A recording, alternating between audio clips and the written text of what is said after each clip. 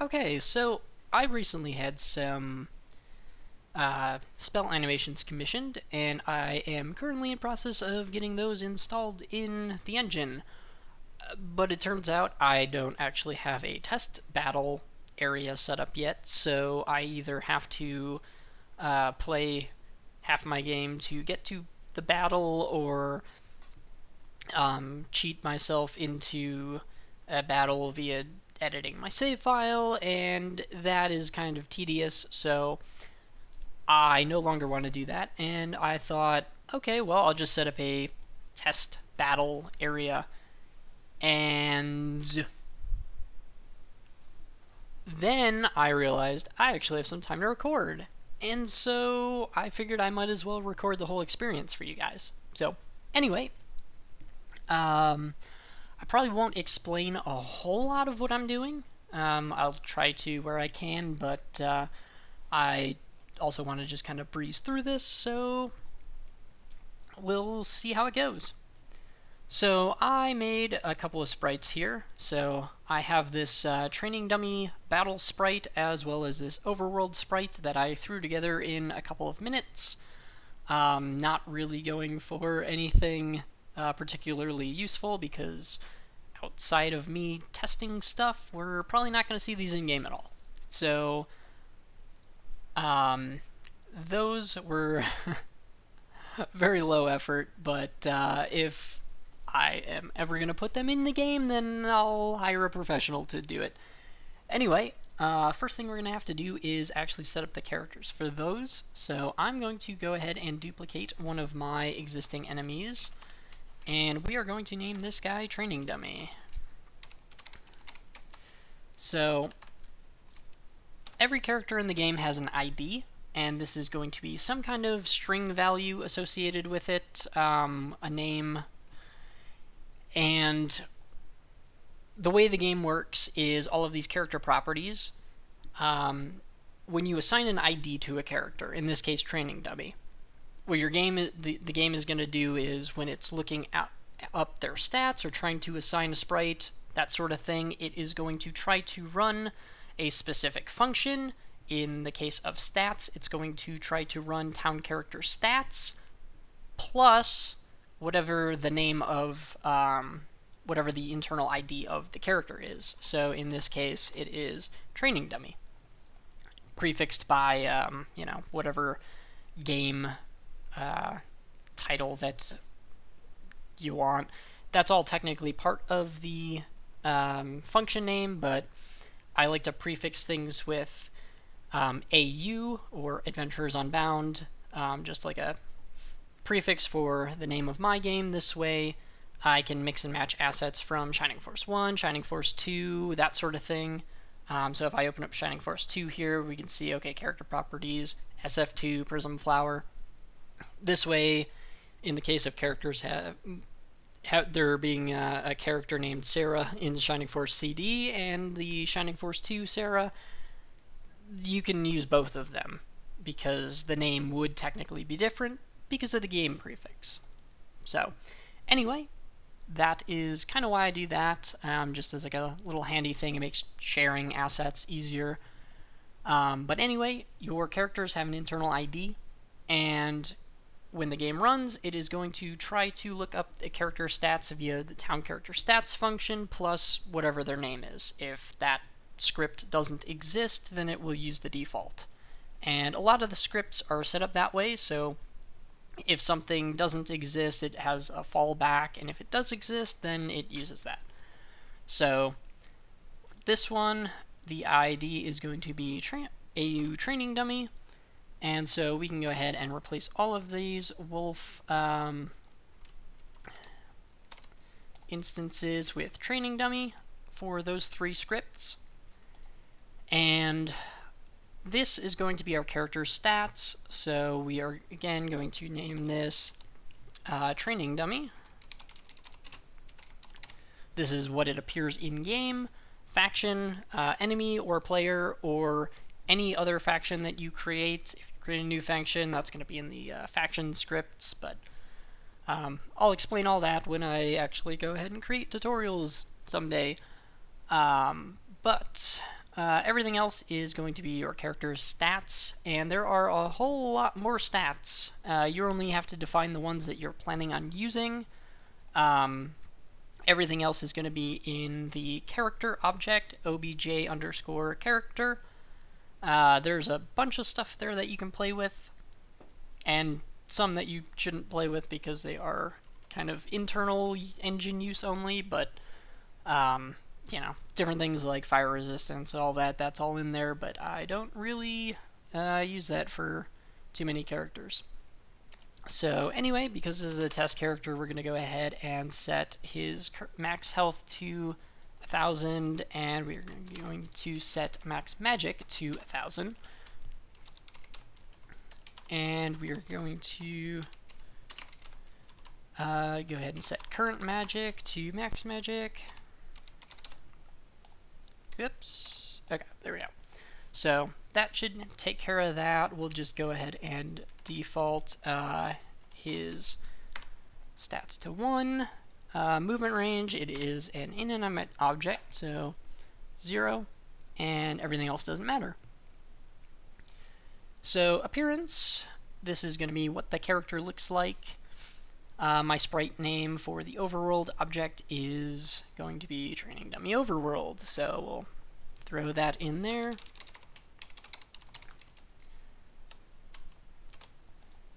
And then portrait, he doesn't have a portrait. Voice, anytime they speak in a cutscene, that is going to be the voice clip that they use, but I don't really need that for this character. Battle sprite, this is going to be the name of the battle sprite function that you're going to do. So characters can have multiple different battle sprites depending on what class they are. In the case of this is an enemy, so he's only got the one, but for player characters, I will also prefix their character class to this as well. This way, I would just create a second one of these functions here, and one for each class, and that would kind of handle that. But this is going to be the battle sprite ID, and that name here is going to match this name here. So anyway, battle sprite stats, this is going to take care of figuring out what battle sprite to use and when. So right now this is copy paste from the wolf, and we can see a couple things here. This is going to be the default sprite, which is always going to be the idle animation. So we are going to set that to training dummy idle. And then you also have some other stuff in here. Animation speed, location is going to be either background or foreground, whether it is an enemy or a player. And everything else in here, it kind of gets a bit more complicated. So I will bypass explaining that stuff for now, but that's stuff for projectiles and system animations and stuff like that. But anyway, moving on. The way animations work is everything is parented to another animation. So the idle animation is your base animation. So if, say, the attack animation didn't exist, it would use the idle animation. If you have a character like a centaur who has a ranged attack and a melee attack, if, say, the ranged attack sprite didn't exist, it would fall back to the melee attack, and if the melee attack animation didn't exist, it would go to idle. And then, there's a bunch of other animations and stuff, so you got cast spell, use item, death is one, summon is one. I think I have like 10 to 15 animations built in. Again, there is a default script here. I believe this one here. Yeah, so this one, character properties default. So these are all of the default animations, and you can see what they are parented to. So parent animation, that just tells you what the actual fallback animation is, and you can see that everything, so like ranged crit, falls back to the ranged attack, and then ranged attack falls to the melee attack, and then melee attack falls to idle, and then idle is just itself. So those are all of the options that you have for that. Since this is an inanimate object, it is only going to have an idle animation, so I don't need any of this, so that can go. I do need the default, though, because that is going to tell me what sprite to fall back to, so that that will be left there. But other than that, that is it for this script. Fairly straightforward, but again, we're dealing with an inanimate object that doesn't have too many other things. There technically is one more script that you can add, and that would be mainly for the player. This would be in terms of their weapon draw position, in which case it's basically a switch case. So if I go to JSON here, so we have battle sprite stats, that's the one we just looked at, and then we have their weapon position, and we have basically a switch case here for each of their sprites. So we have their idle animation,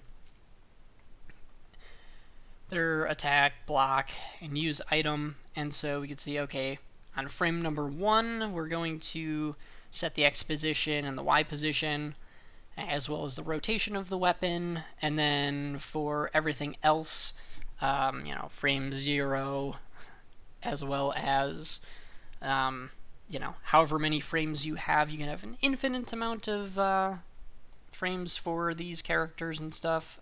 Those are going to be what that is. So the default is always going to be frame 0.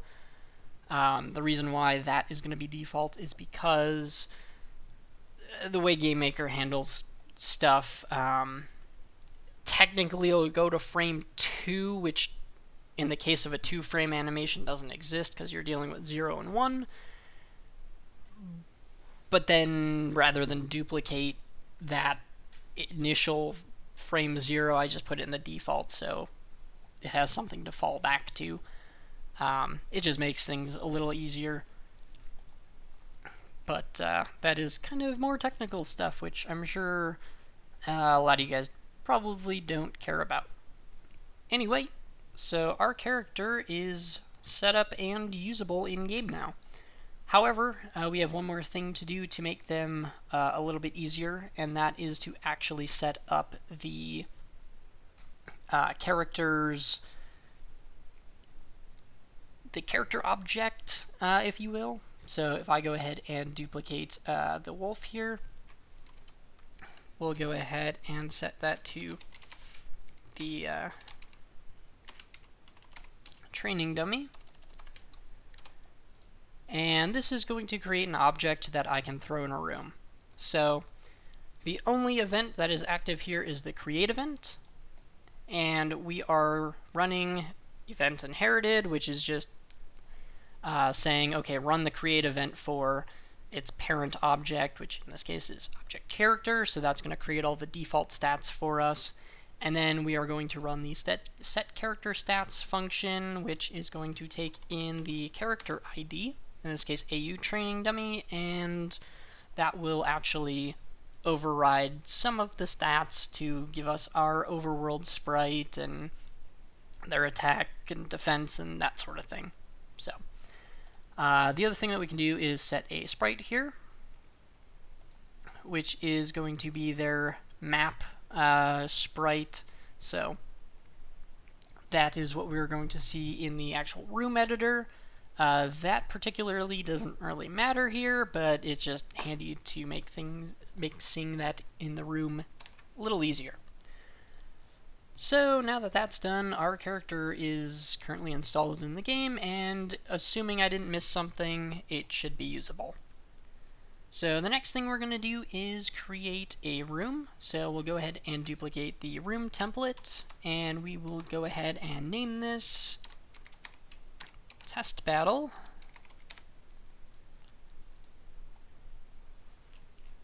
And we have this here. So Next up, we are going to go ahead and set the size of the room. I'll go ahead and make it square, 480.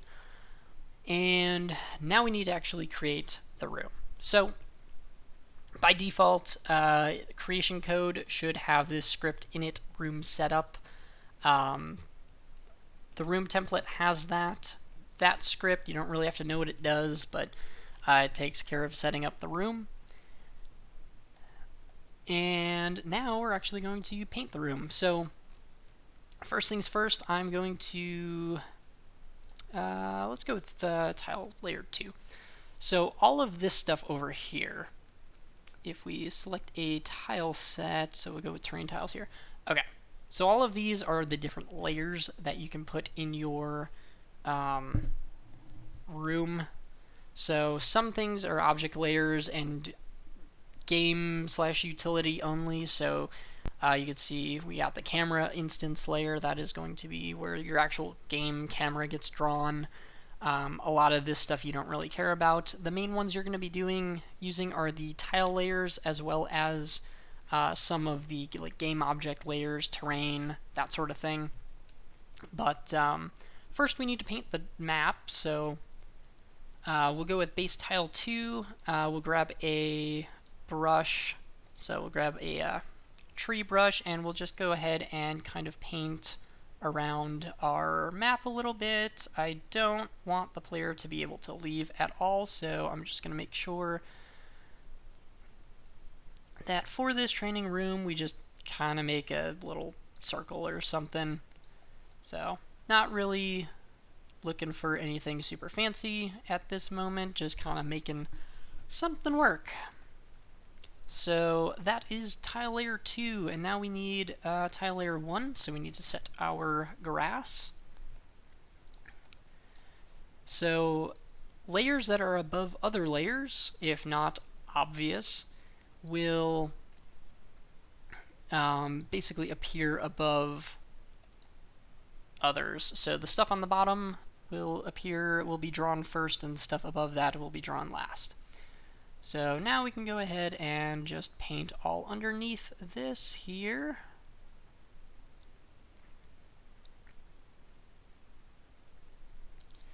And I believe there is a brush size option somewhere, but I have a small room, so I don't particularly care right now. It'll probably take me longer to find it. Okay, so that should be everything. So the next thing we're going to need to do is go back to tile layer 2, and we are going to just delete some tiles, namely these treetops here, because they need to appear over the character. Actually, before I do that, I'm going to need this to come out one more layer.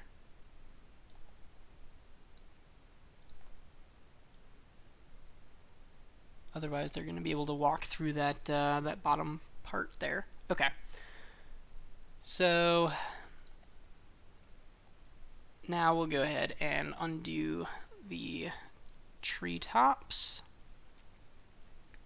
So the treetops are going to appear over the characters. So we'll go to upper tile layer, and same thing, we'll choose a tile set, and then go find our treetops.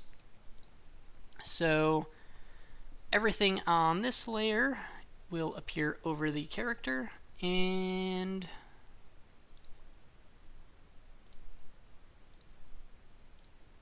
go ahead and do that. So now in game those should appear over the characters. You can always click these icons over here to hide a particular layer, and that is very handy when it comes to making some of these things. So next up, now that our room is painted, we are going to go ahead and create a little training dummy. You know what? We can go ahead and detail something. Why not? Yeah, maybe we'll just have like a little road coming in here and then some kind of area for our training dummies to sit on. Okay, so that'll do. Next up, terrain. So this is our terrain instance layer. This is where we're going to be telling the game what tiles are what. So we go back to our assets tab here and we look for terrain, and we have all of our different terrain tiles. So the first thing I'm going to do is set tile blockers. Technically, I could set mountain tiles or something if I wanted my characters to be able to walk over them. Flying units, that is, anyway.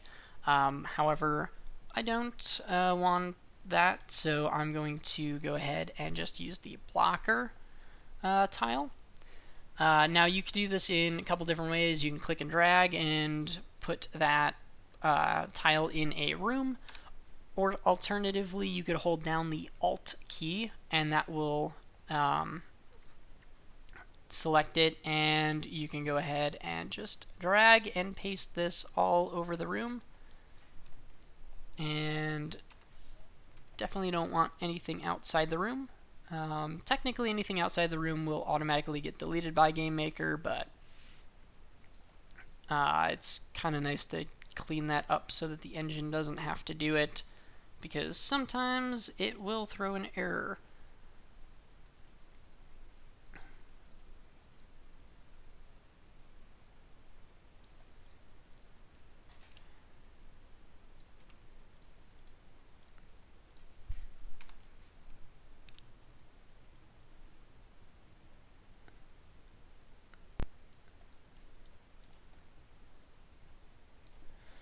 Okay, so that is all blocked now. Now we'll grab path, and we will go ahead and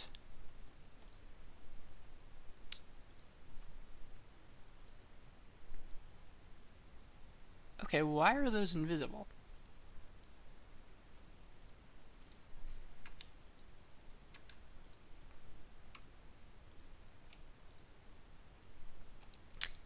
Okay, that was weird.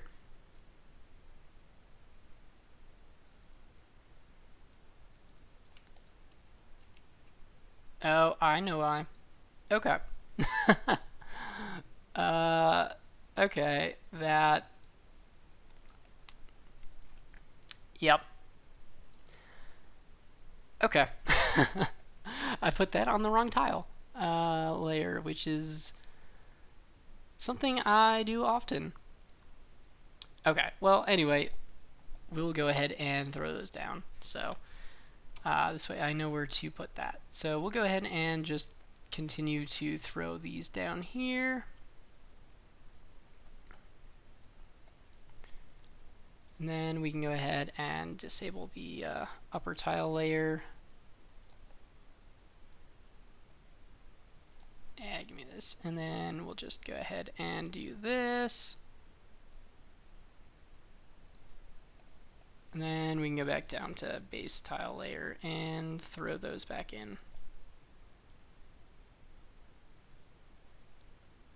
Okay.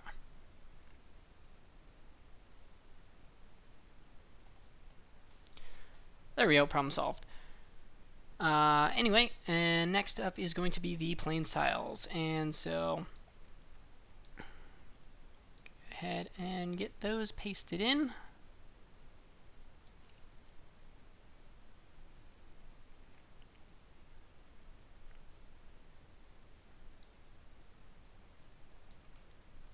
And we have to remember to go underneath the treetops.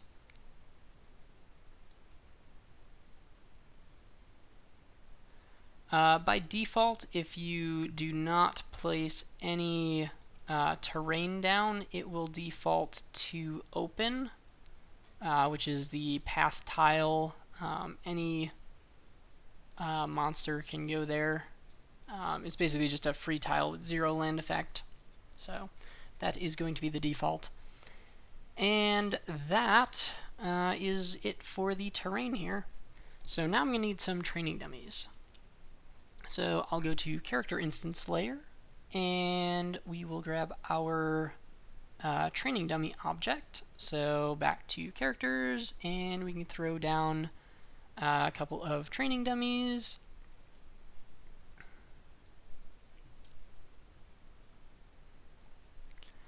And now we need our character spawn points. So I forget where those are at.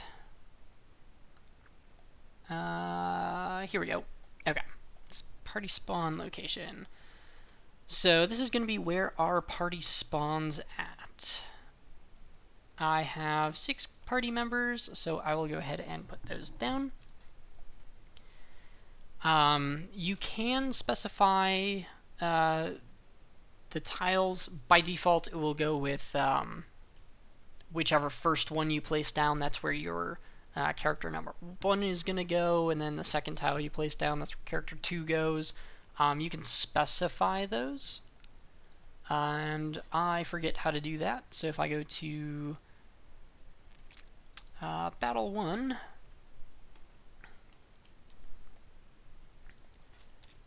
and character layer, I can go ahead and double click on that, open up creation code, and this function here will set what character, oh, that's the outside tile, what character is going to be going there. So for the sake of this, I will probably do that as well. So we'll go ahead and set that to player 0.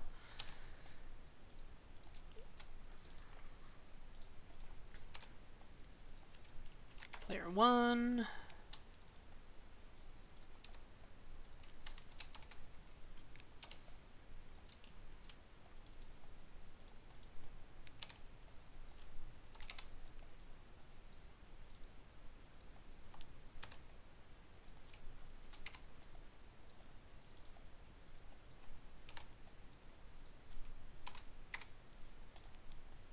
Alright, so that is going to be all of my characters.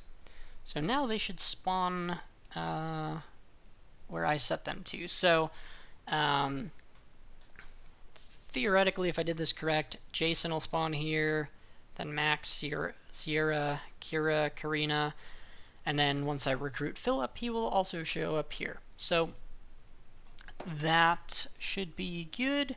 Next thing I need to do is set up the AI for the training dummies, which I believe should default to no AI. But we can go ahead and figure that out. Go ahead and copy the base AI script from the wolves from Battle 1. So, a couple things here. Is battle object. This is basically just telling the game whether or not this is a battle object. So, if we are not in a battle, then anything with the is battle object tag will get deleted. This way, when you complete a battle, the enemies don't just like randomly wander around or, you know, stand there menacingly. But that is kind of what that is. And then we have an AI script ID. So this is what that particular enemy is going to do. In this case, AI default physical is probably fine. I could create one for just forcing their turn to end, but I don't feel like doing that. They can take a couple jabs at me if they want to. AI walk and sprint region. So by default, the way AI kind of works in Shining Force is you have regions on the map, and I didn't set up anything here. Let's go ahead and remove the hidden character thing there because they are not going to be hidden. So the way walk and sprint works is by default everything without a region is set to region 1. So we can actually go ahead and see this in effect here with the first battle of my game. So these numbers here represent AI regions. So the AI will behave differently depending on what region you're in. So once the player crosses this invisible line here, then something different happens. That triggers an update in the enemy's AI. So generally what they'll do is they will slowly walk towards the player, 1 or 2 spaces at a time, and then once the player gets to a certain point, they will start sprinting towards the player. And this typically happens if you pass up the region that they're in. So in the case here, let's say these guys have a, what do they have? So they have a walk region of 0 and they have a sprint region of 3. So basically, they will start slowly walking towards me. If they had a walk region of 2, then they would slowly start walking to me only once I enter region number 2 or beyond. Once I enter region number 3, then they would start sprinting towards me. So if I were to somehow avoid this or put some 3 tiles here and stand over here, they would no longer slowly start walking towards me, they would sprint at me. So that's kind of what those do. You could also just not use those and kind of set up your own stuff as well. The AI scripts can be as complicated or as simple as you want them. But AI default physical is good enough for this case. Anyway, I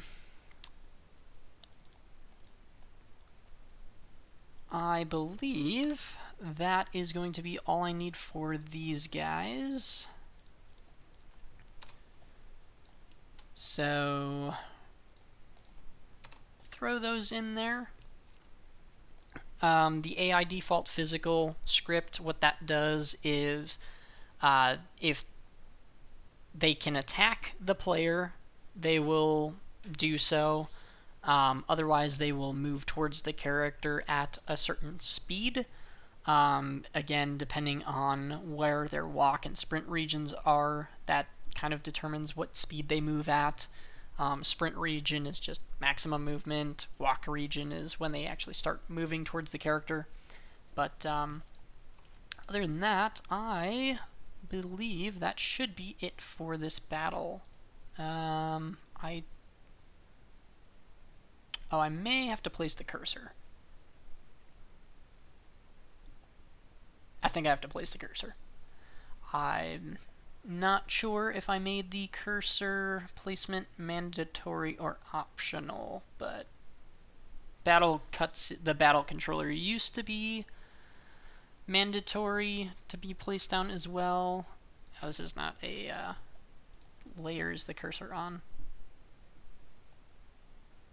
I guess it's on the character layer, interestingly enough. But cursor layer theoretically shouldn't matter. Probably should put it on the game object layer, but it'll work the same either way. Anyway, that should theoretically be a working battle.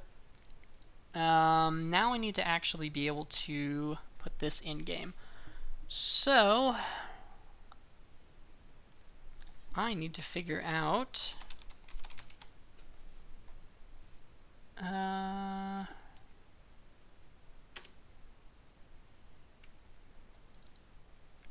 think it is this one. Okay, so I have a challenges menu, and I'll show you that here in a minute, but this is something that is just a default little thing to, you can select it through the menu, and it gives you an option as to what room you want to go to.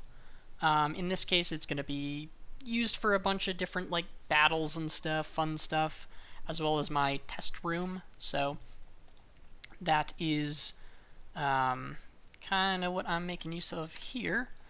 So number of menu options, this is how many menu options that we have to choose from. In this case, there are 2, so we have option A and option B. The maximum number of options that can appear on screen before the scroll bar appears, that is just like a default menu thing. And then we have our actual options here. So challenge 1, I'm going to leave the same, as that is placeholder for something else that I'm going to be working on. Debug room here. So first off, this is going to be the name of the menu, and this is actually going to be, you could manually type in a string value here, just put it in double quotes, kind of like this. Otherwise, if you are planning on releasing this to a wider audience with language settings, this script is going to get the name of the room by language. So if I go ahead and type in English, this is going to be menus, so menu messages. So much like the character ID scripts, where the character ID tells you what script to use, the same thing applies here. So it is going to look for a script called menu message underscore and then insert language here. In this case, English. So what this function is basically doing is it's saying, okay, grab from the challenges menu section, grab something named challenge 1 or debug room. And so if we come through here, we can see, okay, here's all of our basic menu stuff. So there's all the generic stuff. If we come down to our challenges menu section, we can see, okay, challenges 1, and something by the challenges 1 ID is going to appear in-game in the menu to show chapter 1 challenge. And debug underscore room is going to be shown as debug room. So that is kind of how language scripts work. It's just a nice little way to keep things organized, and again, you can drag these things into the game. If somebody wanted to translate, they could basically pull all the English scripts, kind of update everything, and then same thing, you just drag and drop them into the engine, and it will automatically install those for you, so long as you add the actual language option to the menu. Kind of similar to this in the languages script, but more on that later.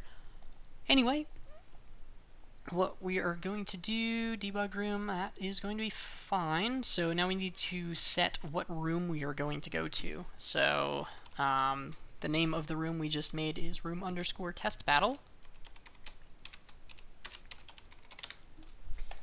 So that should put us in the test battle room that we just created.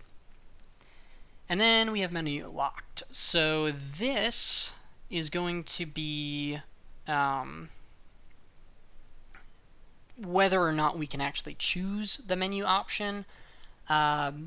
This is basically for something like, basically what I plan on using it for is as the player progresses through the game, they will unlock more challenges. For sake of spoilers, I don't want to make a battle kind of like the secret battle from Shining Force 2, where you fight every boss in the game. I don't want to spoil the bosses for the players, so that only unlocks after they have beaten the game, and then they can choose that from the menu. So that is kind of how that works. It'll still appear in the menu, but they won't be able to actually select it if it is set to false. So that is how that works, and I believe that should theoretically cover everything.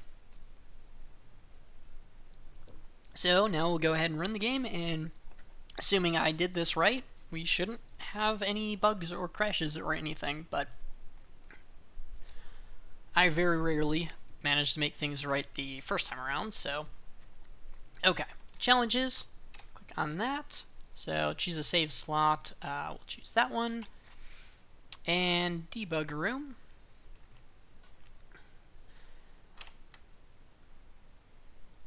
Alright, I totally forgot to set up the actual room property script. Okay, I knew I forgot something.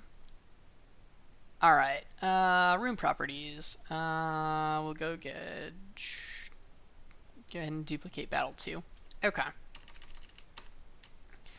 So room properties underscore, and then same thing, the name of the room, in this case, test battle. Alright. So this is going to tell us that we need to actually start the battle. This stuff was old. I don't need it. Okay. So I'm not using cave lighting like I was in Battle 2, so I'm going to go ahead and delete those. And I don't care about story state here because I don't have to test for whether or not the battle was completed.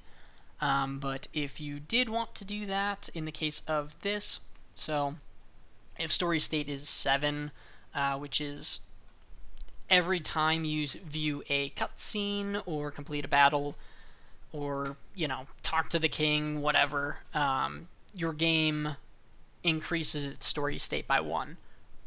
Or manually does something else if you decide not to do it that way and manually set story states, but I just go linearly. So if story state is 7, that means that, okay, well, the intro cutscene has not played yet, so we basically just destroy all the battle objects when the room starts because we're not in battle, and then we start this cutscene.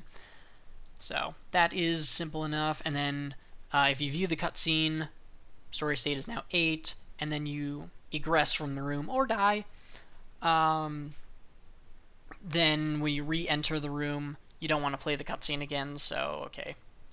If it's 8, then we start the battle, and then anything else, if they entered way early when the battle is not supposed to be there, or if they've already completed the battle, then we just destroy all the battle objects, spawn the player, their followers, and start the room. So that should be what happens there. So anyway, we have no need for this. Basically, the only thing that matters is going to be starting the battle. And again, we don't need lighting, so that can go as well.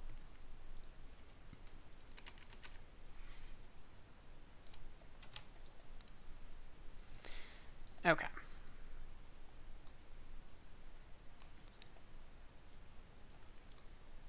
So this is going to be the battle ID, and this is going to be useful for determining victory and failure conditions.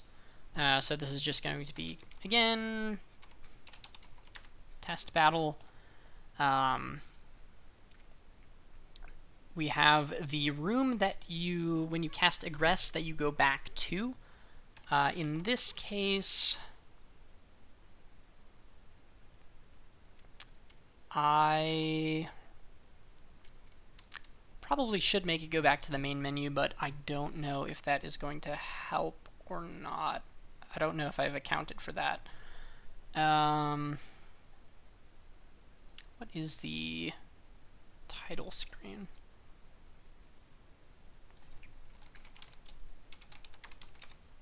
Okay, we'll just make it go back to the title screen, and we'll test that and see if it works. And if it doesn't, then I'll have to fix that later. Force start, so this is going to be whether we force the battle to start. Sometimes we may want to play a cutscene before the battle starts, but we want all the battle controller stuff to be set up, in which case that would be set to false, so the cursor doesn't automatically start moving towards the characters right off the bat. So that's just something there. And then the background tile set to use. I believe I'm going to have this set to default. And default is going to be based on what tiles you're standing on. So if you're standing on Plainsland, then you'll get a Plainsland background. If you're standing on hills, you'll get a hills background, so on and so forth. If you set it to a cave or whatever else you want that to be set to, that handles other things. And then the XP modifier. So the very first battle in Shining Force 2, and many of you may not know this, has an XP modifier of 0.5, meaning you only get half XP. So when you kill something, you get 25 instead of 50. Plus or minus the 2 RNG that they have in there, so 48 to 50. But 1 is you get the full XP, 0.5 is you get half, that sort of thing. You could technically set this to 0 and on victory conditions level up your entire party by 1 if you wanted no XP to be seen in your entire game. Also an option, or if you wanted double XP weekend, you could set that to 2. Completely up to you. And then what music we are going to be playing with this. That's fairly straightforward. It's the name of your track and then transition, fade out time, and fade in time, which by default I just leave it as that and just set this. So easy enough to do. And then we need the actual stats. So I don't actually know what the script does. Let's see. Cutscene, none. Room, none.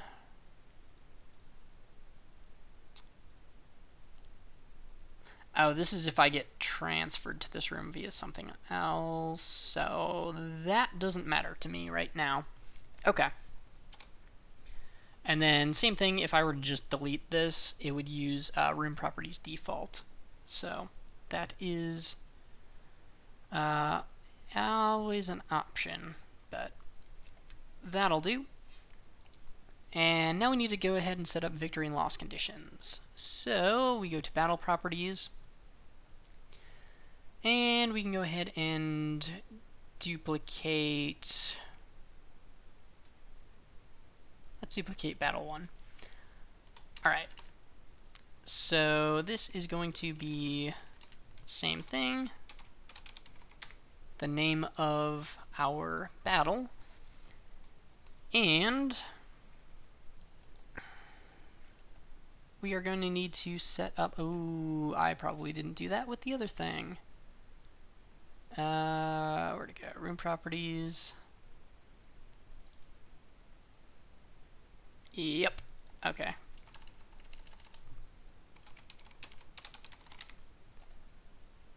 That's another bad habit of mine, is forgetting to name the scripts when I copy paste something. Okay. Those functions are done. Next up we have this one. So test battle. So this is going to be our victory conditions. Basically what this is saying is if we defeated all of the enemies of the player faction, or we defeated the boss, and a boss is considered anything with the important character tag. You can also define that further if you wanted to, like, click on that, hit show resource. That kind of sends you into different scripts that are nested down to make things easier. So basically, if character has the important character flag and whatnot, then it sets flag number 1, which is defeated boss. But anyway, handy little function there for checking whether or not a boss was defeated. So that is fine. For this one, the test battle, I don't need defeated boss because there really shouldn't be a way of winning this battle. unless you want to whale in these test dummies for a couple hours. But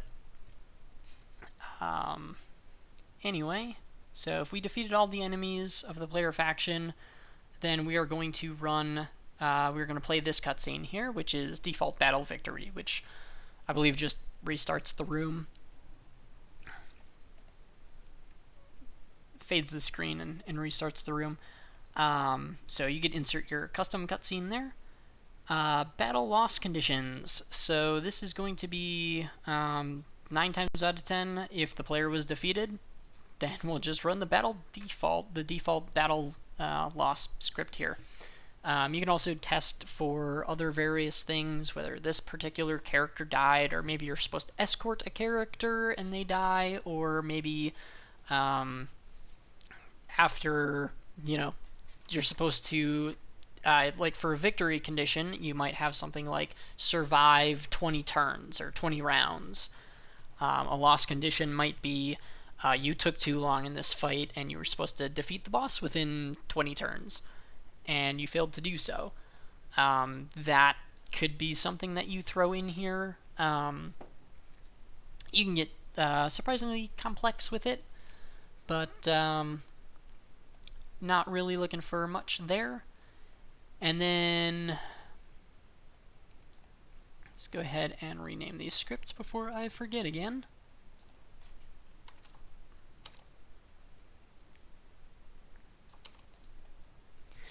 And then finally, set battle victory flags. So this, depending on what you do, so when you complete a battle, this script is going to run and potentially set story flags. In general, I'm basically saying, okay, if we beat the battle, increase story state by 1, meaning we shouldn't re-trigger this battle when we go back. So this is basically just increasing the plot point by 1. This here is a retreat tag. So I have a trigger, and the trigger is going to be what caused me to win this battle. And if my trigger is I retreated from this battle, then we are going to check to see if the next room is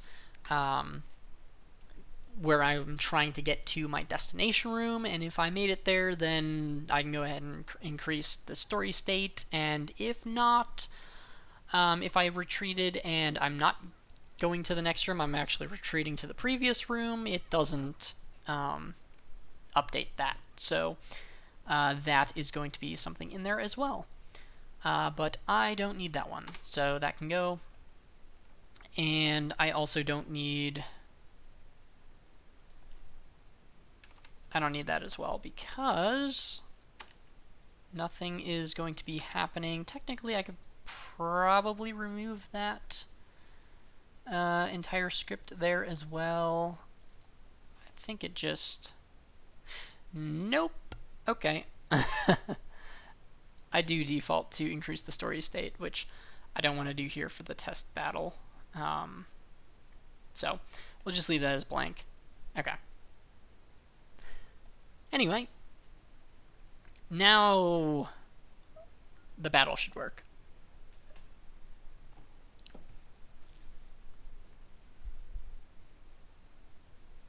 Theoretically.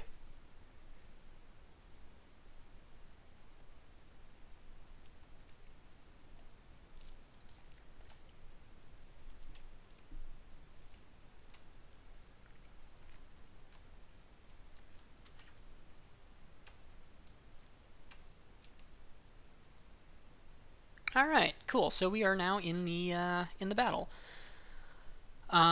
with my hacked save file. So my character here has 600 agility and 50 movement because I am testing spells. And what better way to test spells than to have your character, your mage, have all of the movement in the world.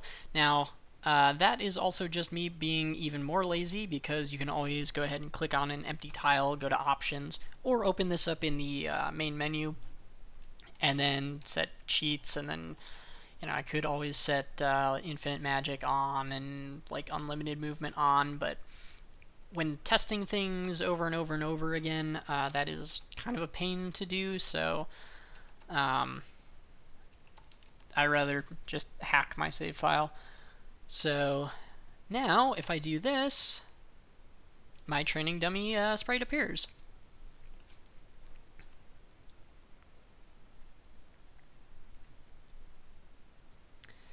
And so, yeah, that that is basically how you set up a nice little battle here. And also, we didn't do anything with the minimap because the minimap is automatically drawn for you guys. So depending on the size of your room and everything, everything should automatically get drawn for you. That is another step that is just kind of naturally handled by the engine, and you don't have to touch it. Granted, I don't really think anybody uses the mini-map at all anyway, but that option is there. I guess we should probably test Igress and see what that does.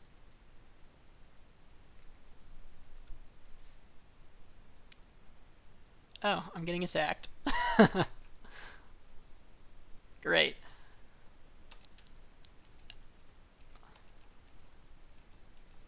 Let's see if this crosses the game or not. And it brought me back to the title screen. Perfect. Awesome. Yeah, that is some live action, throwing some stuff together just because I needed a test room. Anyway, I hope you guys enjoyed this one, and I'll see you in the next one, where I will probably be showing off all these new fancy spells that I'm going to be adding to the game. That you kind of got to see a sneak preview of the new Blaze Level 1 animation in this one. So, yeah, I will see you guys next time.